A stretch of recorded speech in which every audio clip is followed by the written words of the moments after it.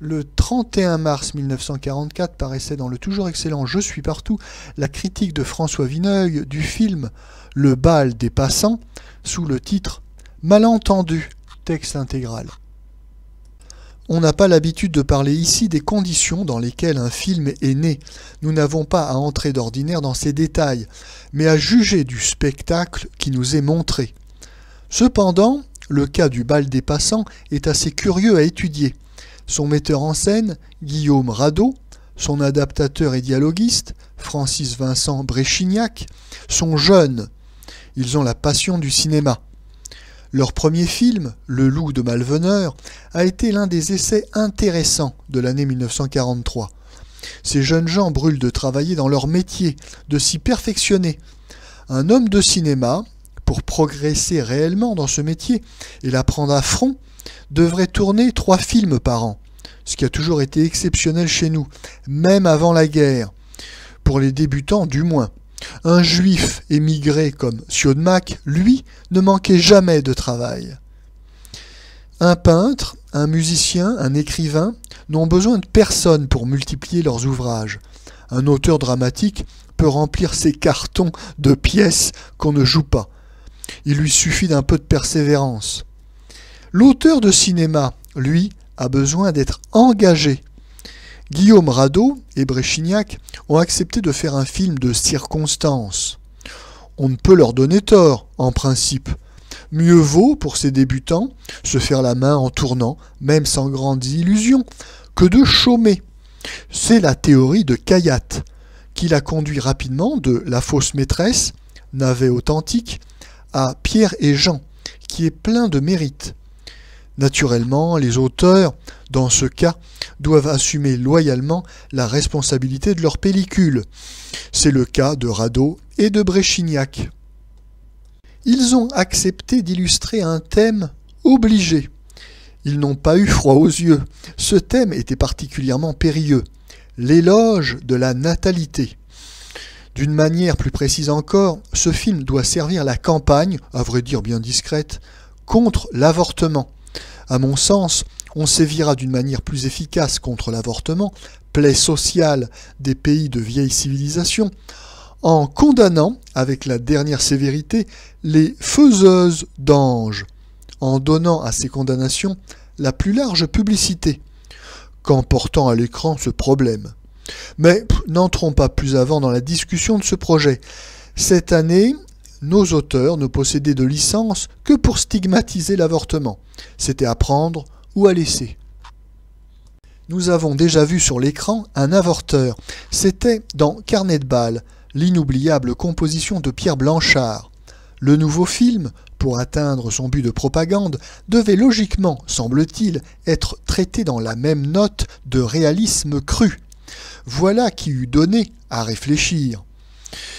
Mais nous sommes entrés en France, depuis 4 ans, dans l'ère des moralistes à la camomille. Donc, on a jugé opportun de dénoncer les méfaits, les dangers de l'avortement, mais dans le cadre du plus légitime conjugaux. L'adultère doit y être proscrit. D'autre part, on ne veut pas insister sur la psychologie si fréquente des jeunes mariés qui considèrent que la venue d'un enfant est bien embarrassante. On ne souhaite pas non plus entendre d'allusion à la déplorable politique familiale de notre pays et aux reproches si fondés que les jeunes couples sont en droit de faire à l'État. Voilà l'explication de la singulière histoire qu'on nous raconte dans Le bal des passants. On reconnaîtra qu'avec la série de vétos qui se dressait devant eux, les auteurs n'avaient pas la tâche commode. Leur scénario passe par une vraie série de chicanes. Une jeune fille du meilleur monde, future héritière d'un riche papa financier, s'éprend d'un musicien pauvre. Ils s'épousent. Ils filent le grand amour. Le musicien est le fils naturel d'une comédienne de l'époque 1900. Son père, honorable châtelain, a exigé de lui en mourant que le secret de sa naissance ne soit pas divulgué. Seule sa demi-sœur le connaît avec lui. La jeune épousée surprend son mari en train d'embrasser cette demi-sœur, qu'elle a toujours prise pour une amie de la famille. Elle se méprend naturellement sur le sens de ce baiser fraternel. Or, elle sait du matin qu'elle est enceinte.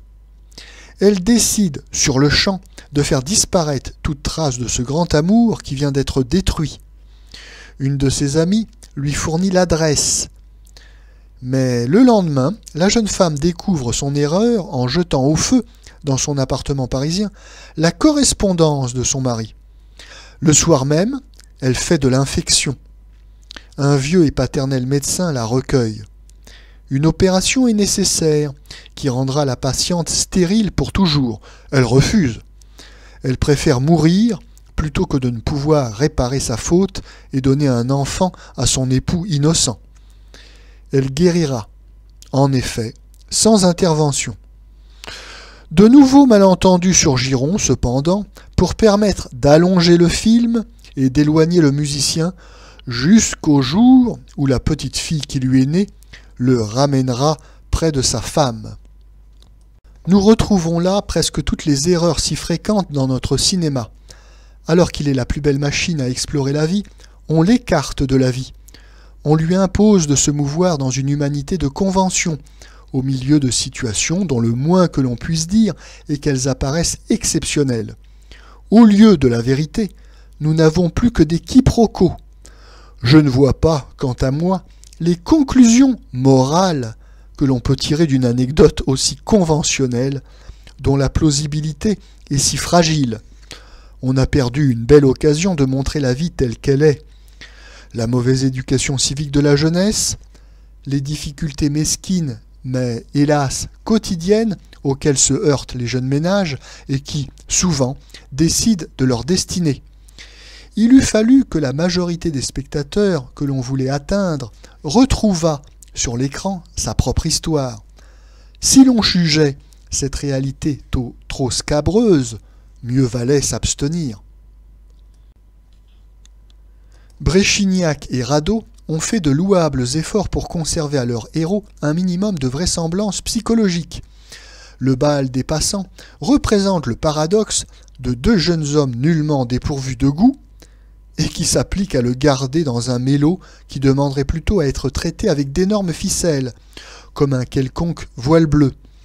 Ce goût aurait certainement pu trouver un autre emploi. Leur film emprunte son titre à un épisode de bal populaire, sur un carrefour parisien, une nuit de 14 juillet. Épisode qui n'est point maladroitement traité, mais reste dans la couleur fatalement conventionnelle de l'ensemble. J'ai d'autant plus de regret à le constater que, sans aucun doute, Guillaume Radaud est techniquement en progrès sur le Loup de Malveneur, dont le scénario était d'une autre qualité. Il se familiarise avec la caméra, sa facture a gagné en souplesse. Il conduit avec plus d'autorité et d'aisance ses acteurs, Annie Ducot, belle et sensible, Jacques Duménil, qui est la probité même. Bréchignac est parvenu à tenir son dialogue dans un ton naturel, ce qui n'est pas, en l'occurrence, un mince mérite. Le film aura sans doute un vif succès d'attendrissement auprès du public, qui retrouvera dans cette aventure le romanesque dont il est friand.